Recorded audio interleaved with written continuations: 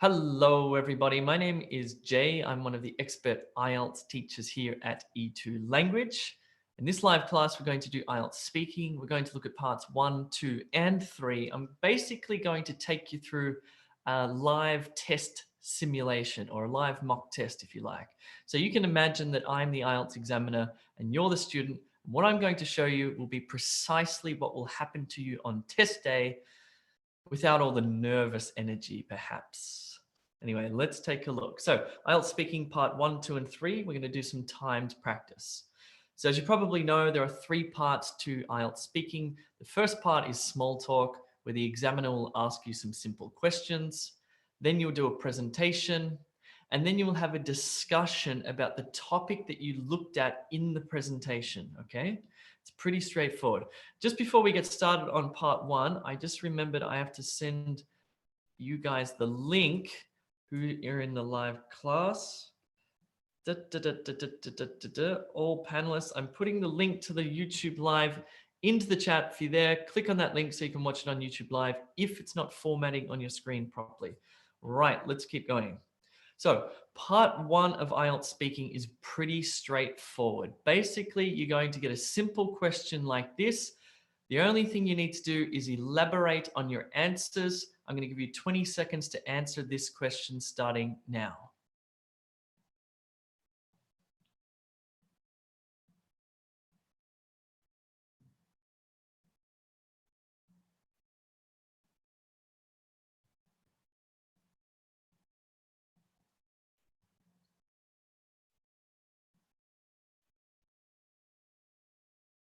Okay, so maybe 20 seconds was a bit too long for that particular question, but what I'm trying to show you is that you need to extend the length of your answers to show off your English skills.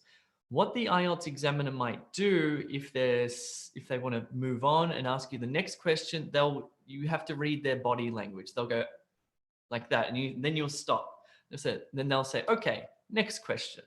So let's go to the next question.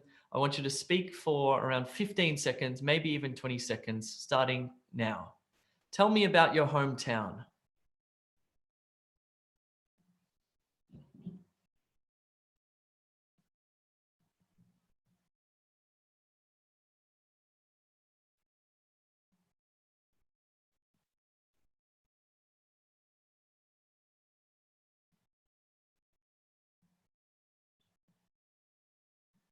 Excellent. Okay. Now I'm going to ask you a question. I want you to again speak for 20 seconds. Do you like rain?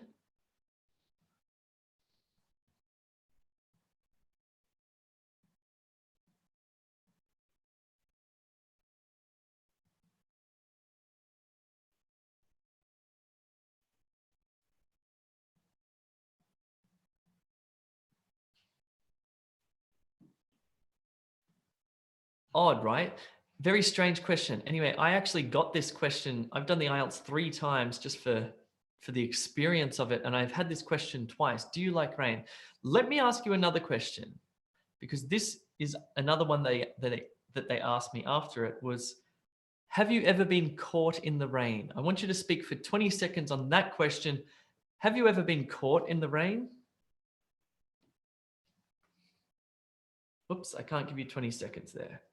Anyway, I'll time you. Sorry, my timer didn't work. Stopwatch, 20 seconds. Have you ever been caught in the rain?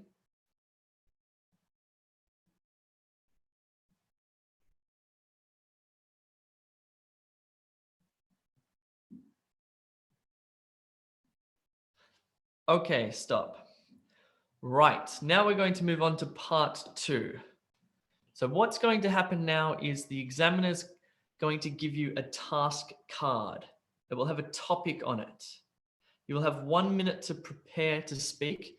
Then you'll have to speak for 2 minutes on that task card topic. This is probably the most difficult part of the IELTS speaking exam, I think, because very rarely in life do we just speak for 1 minute on a particular topic. It's very unnatural, okay? But there's a really good method I want to show you. I've used it. I've done this test 3 times. I've got 9 each time. And in the last 2 times, I used this method and I got 9s as well. So it works. It really does work. Let me show you what this method is. So let's say this is the task card. And it says, talk about a place where people go to listen to music. You should say where the place is, what type of music is played there, what type of people it attracts, and explain whether you go there or not and why. Okay. This is actually the task card that I was given on test day, my most recent test day. Now, how am I going to speak for 2 minutes on this?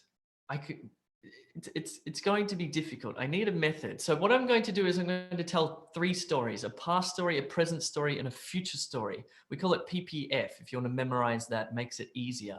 Past, present, future. So when I look at my task card, I want to think to myself in that 1 minute preparation time, okay, where is a place where people go to listen to music that happened in my past? Where is one that happened in the future? And where would... This is where you need to get a little bit creative, and you're allowed to go off topic. I'll show you that in a second. There's no criterion that says you must speak precisely on topic. So you're allowed to sort of move around on this task card. As long as you're speaking about the topic of music, fine, and the place where music is played, you're allowed to sort of go off topic a little bit. So you need to be creative. So a past story, a present story, and a future story. Let me give you an example. You need to make up 3 stories based loosely on past, present, and possible future experiences. Let me say that again. Make up 3 stories based loosely on past, present, and possible future experiences. Let me tell you how you're scored in IELTS. You're scored, this is the official IELTS criteria. So you're scored on fluency, coherence, lexical resource, grammatical range and accuracy, and pronunciation. What that means is you're scored on your fluency, how you speak without, do you speak without hesitating, or do you stop? Do you search for words? Do you restart sentences? You're scored on coherence, how well your story links together. You're scored on vocabulary, grammar, and pronunciation. There's nothing about topic in the IELTS scoring criteria. So if your teachers tell you that the PPF method is wrong, in fact, your teacher is wrong, because this criteria, you can find this on the internet. And I've also spoken to IELTS examiners who confirm that this is fine to do. It works. I've done it. It works. So let's keep moving on. I'll show you an example of how this works, right? So let's say I've got 1 minute when I get my task card to prepare. Now you'll notice that 1 minute on test day goes really, really quickly because you're nervous, because it's a strange experience. So I read this task card and it says, talk about a building you like. You should say where the building is, what it looks like, what it is used for, and explain why you like it. Talk about a building I like. Okay, I don't have enough time to write anything down except for maybe 3 words or, 3 main points. So that's what I'm going to do. So I think, okay, 3, building, a building. Okay, building from my past. Now my clock will stop. I'm going to say, okay, my primary school. I'm going to talk about my primary school. It's an interesting building out in the countryside. It's very nice. Okay, I can talk about that. Present. Okay, I'm going to talk about my apartment. Okay, so that's what I write down here. And future. Okay, a building I like, my dream house. Whatever comes into your mind, you're not going to have time to go through different scenarios, okay? You just have to think very quickly and basically write down 3 things. Primary school, my apartment, my dream house. This one will be spoken about in the past. This one will be spoken about in the present. This one will be spoken about in the future. Now, why do we do this? Well, whoopsie, sorry about that clock. We do this because if we're speaking about the past, I'm going to use past tense verbs, did, was. Okay, so for my school, I could say something like, my primary school was a very interesting building. It was located, or it is located, that's a present tense verb. I won't get into it, but you can see what's going on here. You're starting to use past tense verbs. And if you're talking about the present, For example, have been. Recently, I have been living in my apartment in Melbourne, Australia. Blah, blah, blah, blah, blah. You're going to start using present perfect continuous verbs. And for the future, which would be my dream house, in the future, I'm going to build a beautiful house that will have 7 bedrooms and 6 bathrooms and blah, blah, blah, blah, blah. And you're also going to use modal verbs as well. All of these things will increase your grammar score, your vocabulary score, and maybe even your coherence score. It's very, very clever. Anyway, let's do it. Enough waffling. Let's just do this. Here's your task card. You have 1 minute to prepare starting now.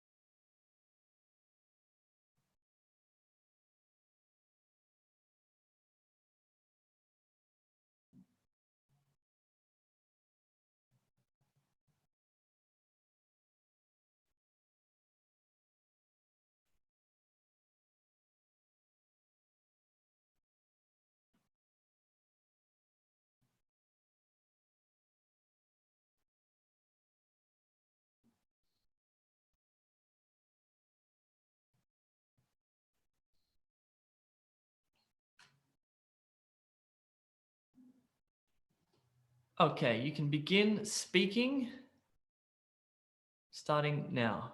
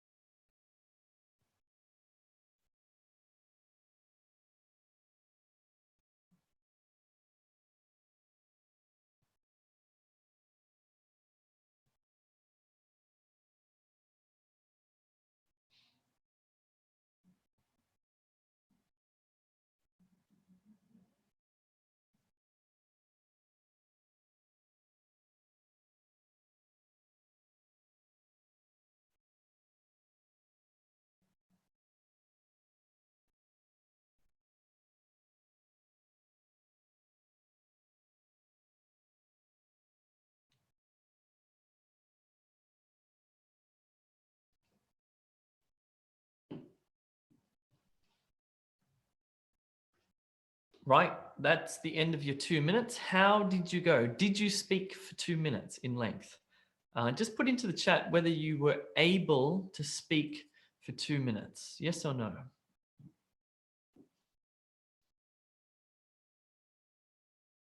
Good, excellent. Yes, yes, yes, good. Somebody spoke for 1 minute and 50 seconds. Most people were able to speak for 2 minutes, 1 minute 35. Okay, you need to practice this because you need to start to be able to speak for 2 minutes. You need to know when to finish your past story and move on to your present story. You need to know when to finish your present story and move on to your future story. Okay?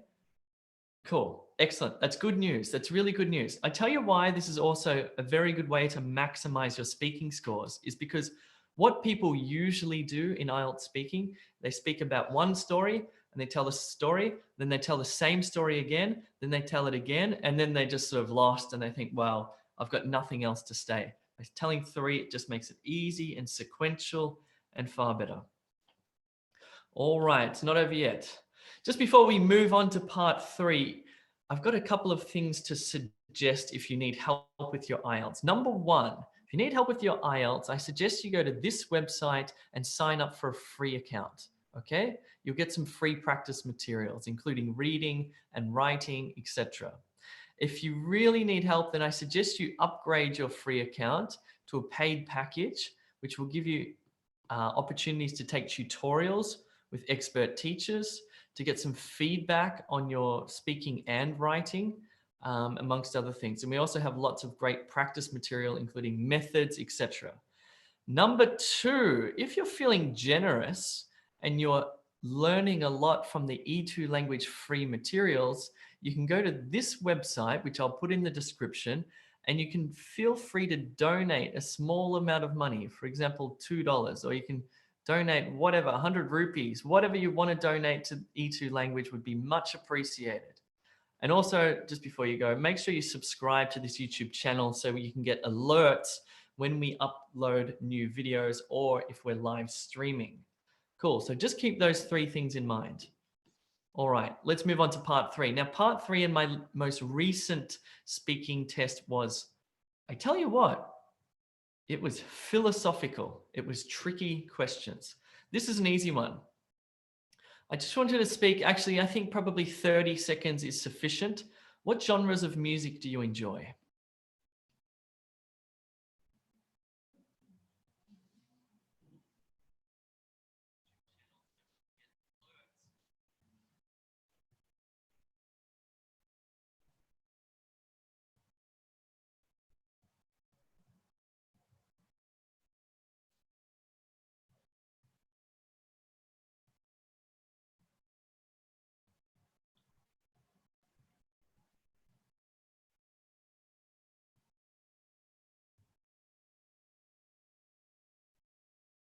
Okay, I'm going to cut you off there. We're going to move to the next question, which is extremely tricky. Tell me, which is more expressive, language or music?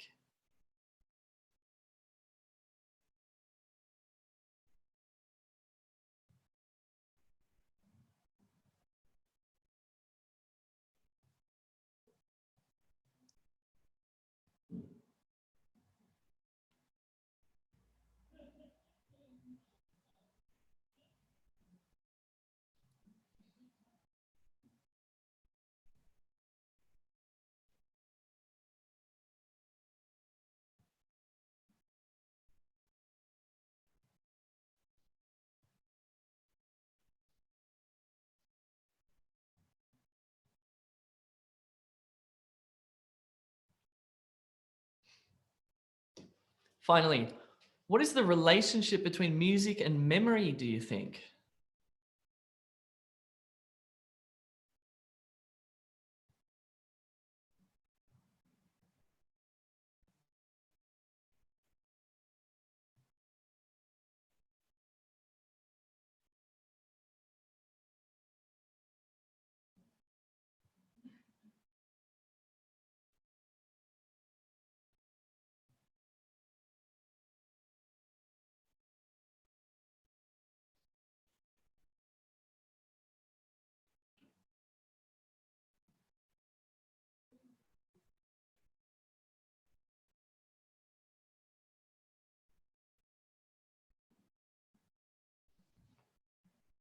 All right, just before we end, I'm going to go back. Whoops. I'm just going to go through the answers that I gave on test day because I actually had these questions. The examiner asked me these exact questions.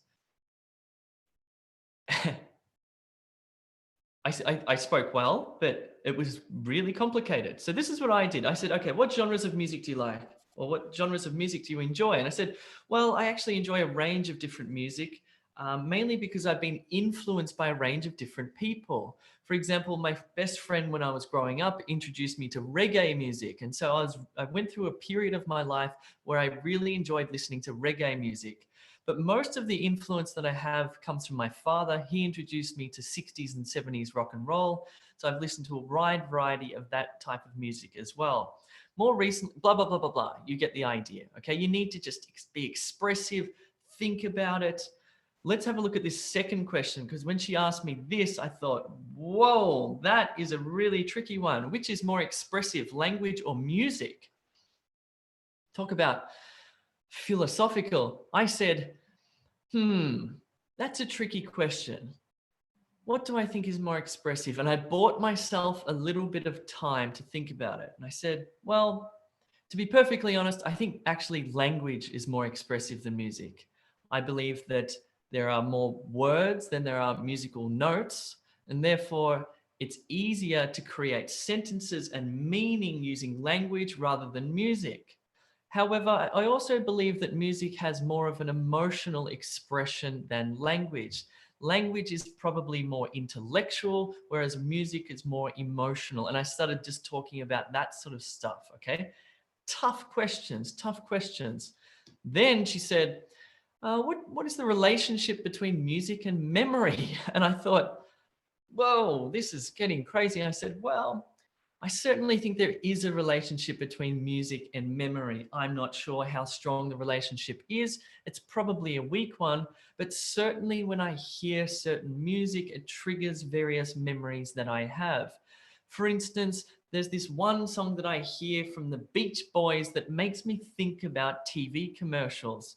And that makes me think about advertising and how they put music in advertising to help us remember certain restaurants or sporting goods or whatever it is. I believe this type of music is called a jingle, blah, blah, blah. So I just talked about that sort of stuff, and that's what you need to do on test day.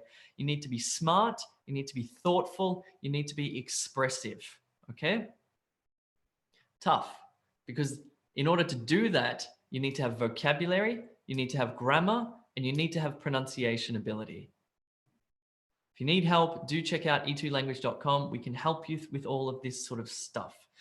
Cool. All right. So check out the website if you need help, sign up for free, and think about becoming a paid member. And also feel free to donate to E2 Language if you feel that we are helping you for free.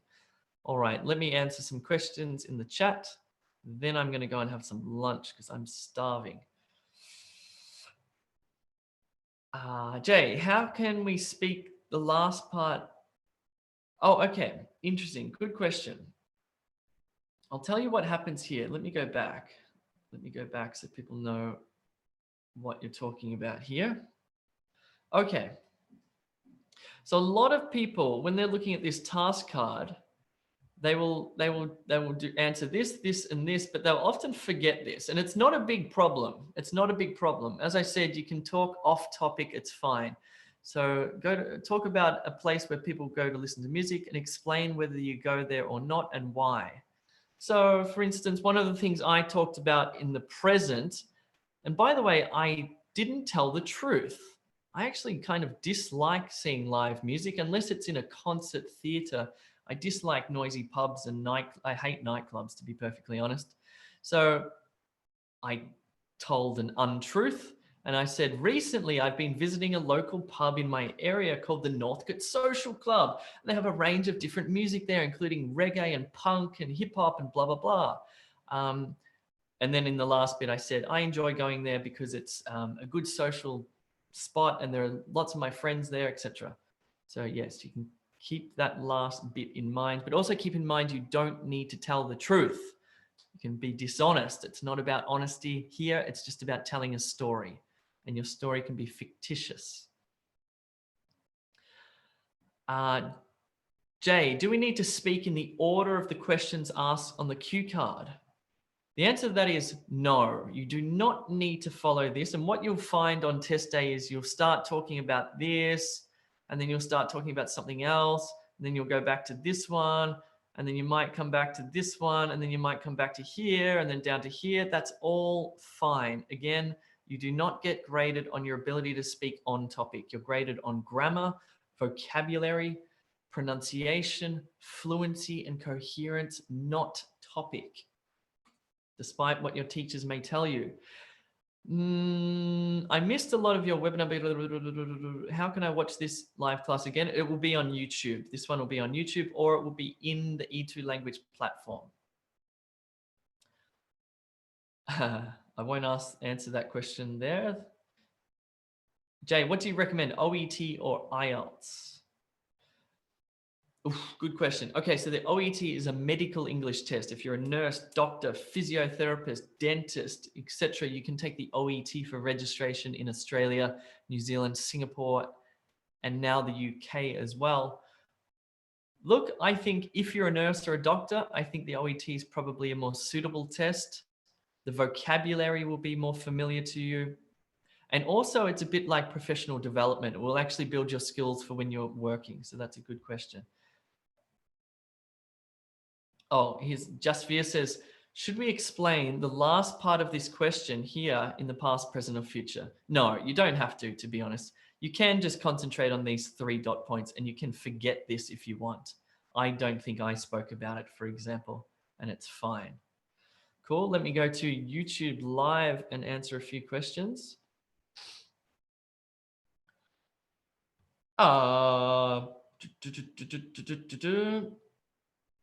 People are talking about relationships between language and blah, blah, blah, blah. Interesting. Okay. Fazia says, in one of the questions, I didn't understand the meaning of the word expressive, which is more expressive, language or music. You can ask the examiner to repeat the question for you. Or you can say to the examiner, what do you mean by the word expressive? And the examiner will rephrase the question for you. And the examiner will say, which one do you think conveys more information or more feeling? Okay, more expressive. So you can ask the examiner questions. Don't be shy to do that. It's better to do that than to speak completely, to not answer her question.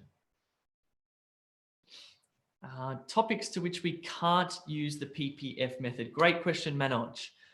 Okay.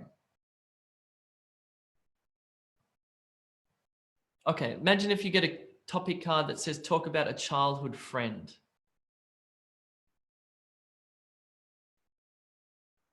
Okay, so the cue card says talk about a childhood friend. Say who the person was, why you, whatever.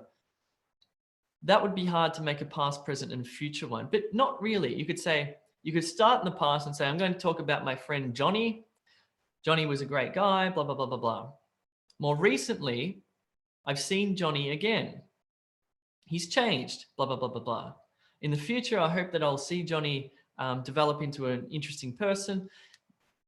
You have to be creative. You have to use that method and that task card and bend it so it works for you.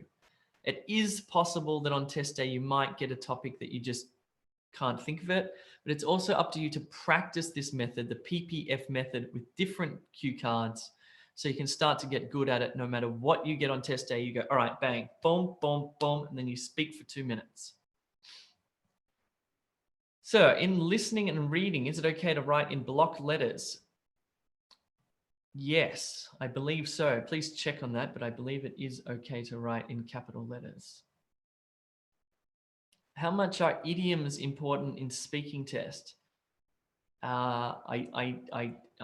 It doesn't say. Again, the criteria is vocabulary. Let's have a quick look at the criteria again.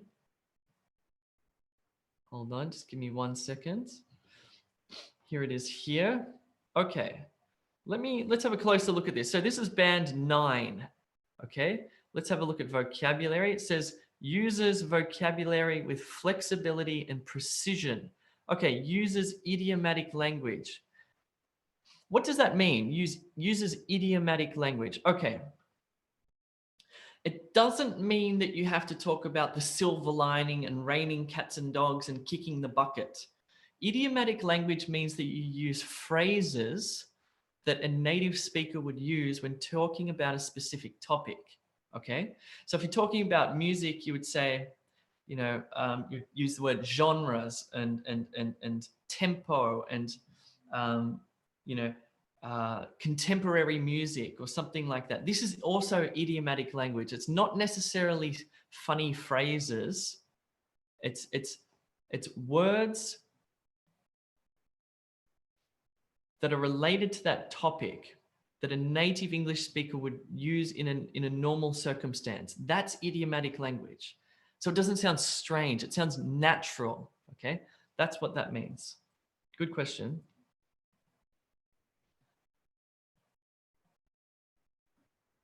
Okay, Jinan, in part 3 of speaking, the discussion, is it necessary to speak as much as I can or just say like 2 sentences? You definitely need to say more than 2 sentences in part 3. You should probably say as much as you can and let the examiner stop you. Okay, if you just said 2 sentences like, what's the relationship between music and language? Oh, sorry, which is more expressive, music or language? And you said, I think language is more expressive because it has a wider vocabulary. It's not enough. You need to keep going. You need to give details. You need to be thoughtful. You need to think it through and give a thorough answer. Good question.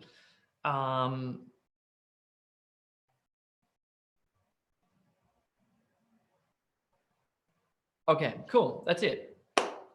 Thanks very much. Good luck. Happy holidays. Merry Christmas. I hope you have a nice, safe, happy new year. Good luck on your IELTS test, and I will see you soon.